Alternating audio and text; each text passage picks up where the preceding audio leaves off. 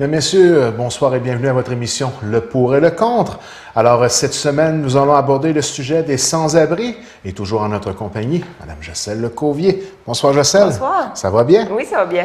Alors, la façon avec laquelle on va aborder le sujet, ça va aller dans le sens à être pour une intervention de l'État face à cette réalité-là, parce que c'est une réalité de notre communauté, ou contre l'intervention, naturellement, de l'État.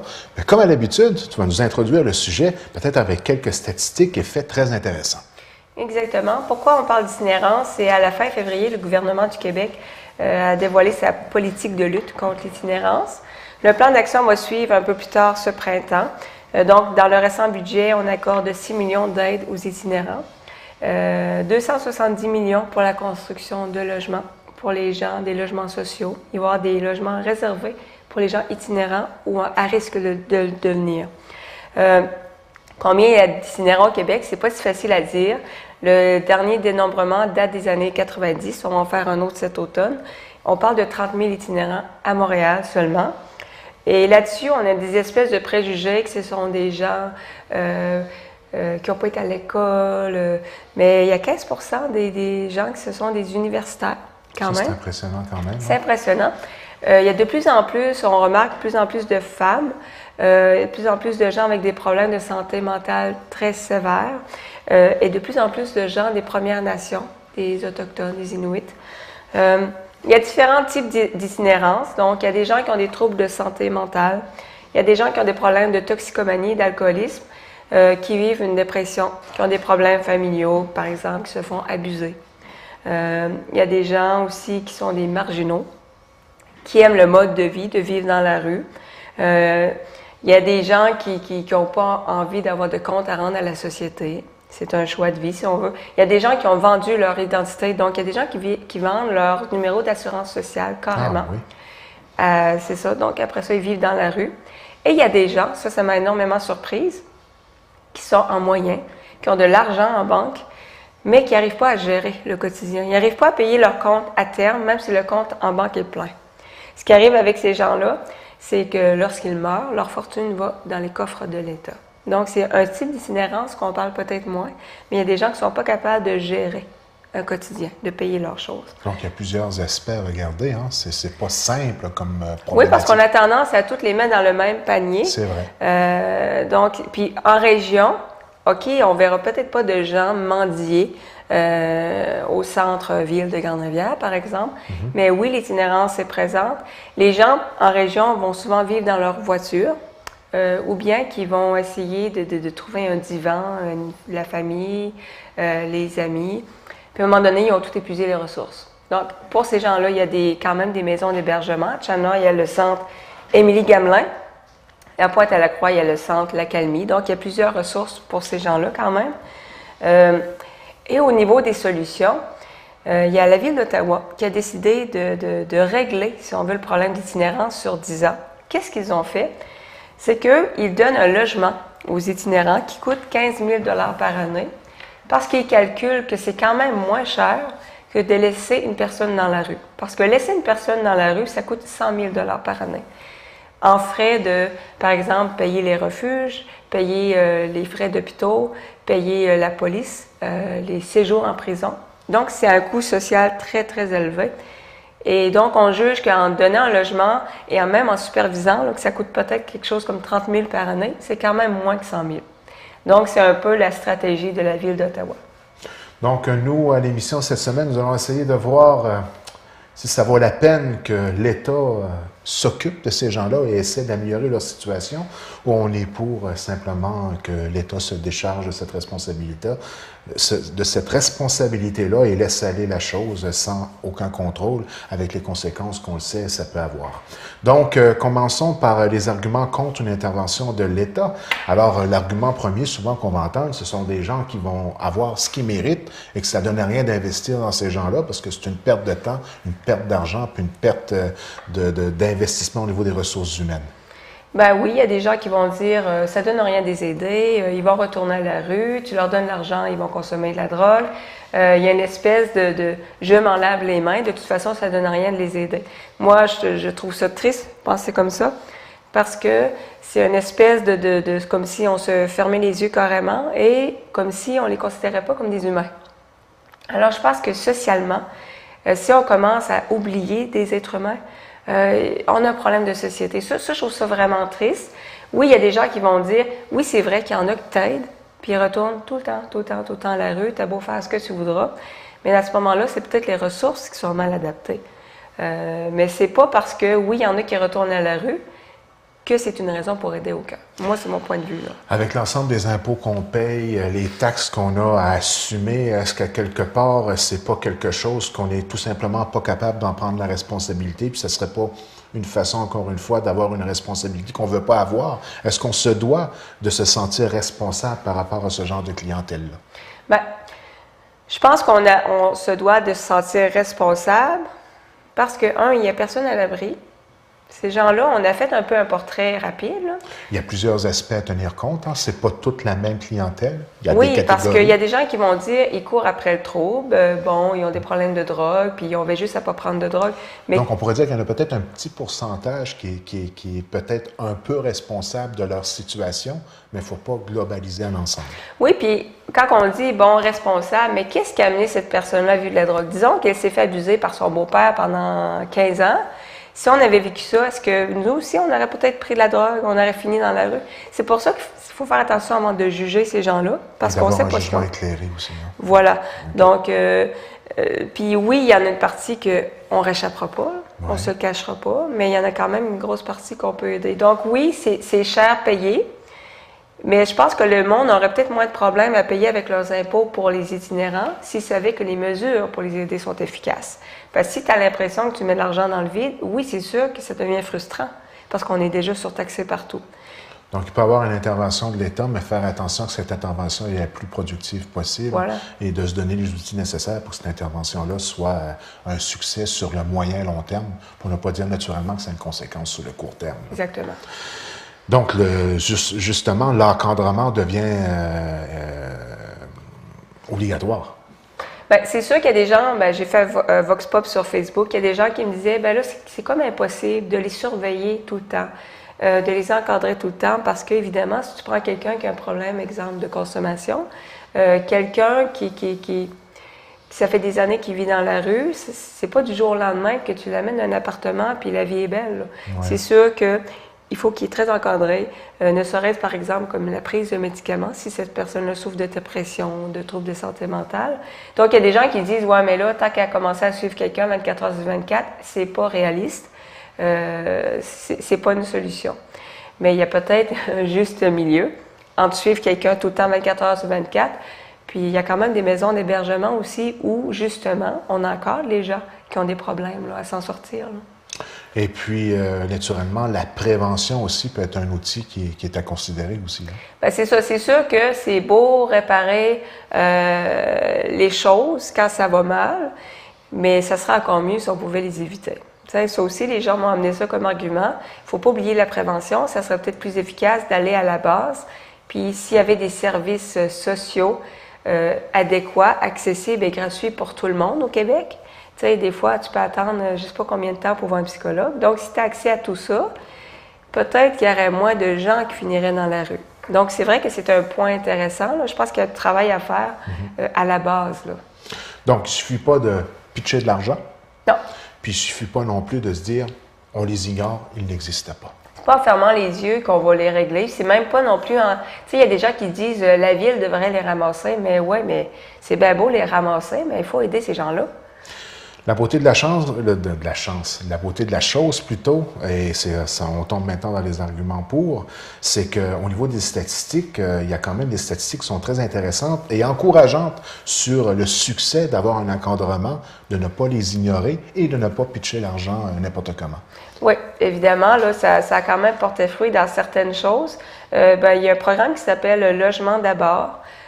Donc, ce que ça fait, on trouve des logements aux personnes itinérantes et aussi d'autres sources. Donc, 80% des itinérants qui ont participé à cette recherche-là sont toujours logés après 2 ans. Ça, c'est très encourageant, hein? Ben, Non seulement pour les intervenants, mais pour les statistiques aussi, là. ça fait contraste avec l'espèce d'image qu'on a que ça donne rien d'aider ces gens-là Oui. parce qu'ils vont retourner dans la rue. Donc, oui, il y a des études qui se font pour montrer que oui, il y a des méthodes qui sont efficaces. Oui. Donc, je pense que ça devrait justement nous encourager à faire d'autres programmes comme ça, là. En introduction d'émission, tantôt, tu nous donnais des chiffres très intéressants versus le 15 000 d'investissement par personne pour leur offrir un logis versus le 100 000 de coût social global que pourrait amener une personne sans aucun encadrement. On prend conscience à partir de ce moment-là que ça coûte moins cher, en fin de compte, d'intervenir, hein. Bien, c'est sûr. Si on voit juste seulement l'aspect financier de la chose, là, c'est vraiment moins cher d'intervenir pour ces gens-là que tous les coûts reliés. Parce qu'on a l'impression, bien, ils vivent dans la rue, ils ne coûtent rien à l'État, ils dorment dehors. Mais non, parce que ces gens-là finissent souvent à l'hôpital. On ne sait pas trop où les garrocher, entre guillemets. Donc, ils vont pas bien, on les envoie à l'urgence, on les bourre de médicaments, on les sort sans ressources, souvent. Donc, oui, c'est triste. C'est triste parce qu'on ne règle pas le problème comme ça, là. Et souvent, c'est un petit encadrement qui peut faire toute la différence sur une réhabilitation. Exactement. Là, on va parler de quelque chose d'assez, je dirais, dramatique, dans le sens où c'est un fait qui a été observé dans les 25 dernières années. Parlons de je vais essayer de le dire comme il faut, là, désinstitutionnalisation des gens souffrant de troubles de la santé mentale.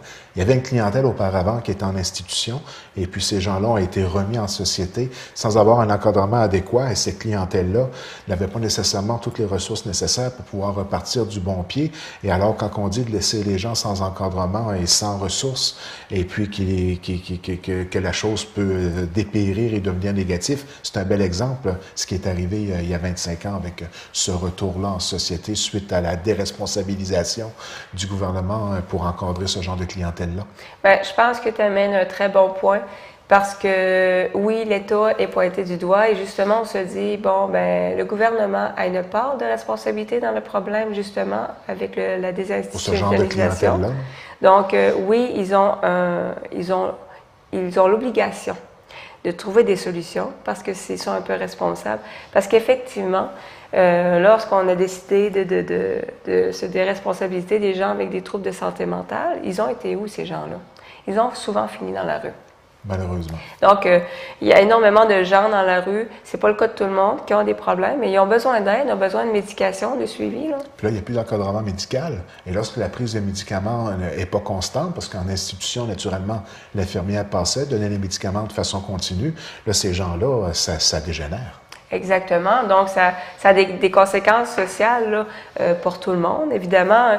Parfois graves. Parfois grave. Ça peut être des gens, justement, qui vont se mettre à consommer de la drogue, de l'alcool, parce que, bon, ils n'ont pas les soins adéquats. Ça peut être des gens qui vont devenir violents. Mais là, je fais la nuance, là, que c'est pas parce que tu as un trouble de santé mentale que tu vas devenir violent. Mais évidemment, si tu n'as pas de soins, que tu n'as pas de médicaments, oui, il y a des risques que des gens sont mal encadrés, puis ils vont utiliser la violence, parce que si tu mets ça avec de l'alcool, la toxicomanie, bien, c'est un cocktail assez explosif, même pour une personne qui n'a pas de trouble de santé mentale. Donc, et les coûts, bien, comme je le disais, c'est des gens qui vont aller dans les hôpitaux, en prison, la police va avoir beaucoup de travail à faire, il va y avoir des crimes commis parfois. Donc, c'est triste, et le gouvernement, on a vu quand même les conséquences du manque d'encadrement de ces personnes-là qui ont besoin d'aide, qui ont fini dans la rue. Et ces gens-là, ce n'est pas de leur faute. S'ils ont une maladie qui est mal supervisée, là. Donc, on se doit d'avoir une vision humaine de cette réalité-là et de donner un minimum d'encadrement et de ressources au niveau domiciliaire. Donc, quel serait, d'après toi, le minimum auquel le gouvernement devrait pourvoir pour essayer de régler ce problème-là? Bien, je pense que le gouvernement devrait d'abord s'assurer que tout le monde a un endroit où aller. Parce qu'il y a des refuges qui sont pleins. L'hiver, c'est pas normal. qu'il y a des gens qui meurent de froid, là. Je pense que le mot hiver prend tout son sens. Là, on s'entend que c'est pas pareil coucher à l'extérieur l'été que l'hiver. C'est une réalité qui est typiquement québécoise. Là. Ben oui, puis en France, qui ont des hivers beaucoup moins rigoureux, là, il y a des gens qui meurent de froid là-bas, des sans-abri. Et ici, on fait seulement marcher de notre voiture à la maison. Et on se dit, oh mon Dieu, je ne coucherai pas dehors à soir. Oui, mais il y a des gens qui dorment dehors le soir. Et des fois aussi, les gens vont se dire, ouais, mais t'essaies de les aider, puis ils veulent pas aller dans un refuge, parce que c'est beaucoup plus complexe que ça. C'est des gens, des fois, il faut aller les chercher. C'est pas si facile à aider. Il y a des travailleurs de rue qui font un travail merveilleux, et je leur lève mon chapeau. Mais c'est pas un problème, c'est simple à régler que ça. C'est multidisciplinaire hein, comme approche. Hein. Ça demande beaucoup de professionnels pour arriver à trouver l'ensemble du cocktail de solutions qui va amener à sortir la personne de la rue et d'ignorer ce genre de clientèle-là, ces gens-là, qui sont quand même des Québécois à part entière, des êtres humains pour ne pas le dire. Ce serait vraiment un gros problème au niveau des valeurs citoyennes de notre part de ne pas intervenir. Là. Ben, on serait surpris. J'ai une personne qui me racontait qu'elle côtoie des gens oui. itinérants. Elle me disait, si tu connaissais les histoires des gens, des architectes, à un moment donné, ils ont tout perdu. Ils ont perdu la femme, les enfants, ils ont commencé à sombrer dans l'alcoolisme, puis ils ont tout perdu. C'est pas vrai que c'est tous des gens les gens ne naissent pas itinérants. Okay. Tu le deviens. Et de tout perdre du jour au lendemain, tu as des directeurs de PME qui perdent tous. Avoir une conscience que c'est quelque chose qui peut arriver à n'importe qui. Est-ce qu'on oui. pourrait aller jusqu'à dire ça? Il n'y a personne à l'abri de quelque chose comme ça parce qu'on ne sait pas ce qui peut nous arriver dans la vie. On n'a pas tous les mêmes outils non plus. Et je pense que comme société, si on commence à les oublier, ben, je te dirais que j'ai honte d'être québécois. Si c'est ça notre projet de société, c'est d'oublier ces gens-là. Ou de se dire, mais il y a des refuges, l'accueil Bonneau va s'en occuper, il y a des regroupements religieux qui s'occupent des gens, de faire comme si c'est pas ma job. Ou qui font comme moi, qui s'occupent de leurs affaires. Tu sais, on est porté des fois à regarder par rapport à notre propre réalité. On se dit, nous, on réussit, on travaille, on juste en faire autant. Mais il faut comprendre, souvent, il y a une détresse. Hein?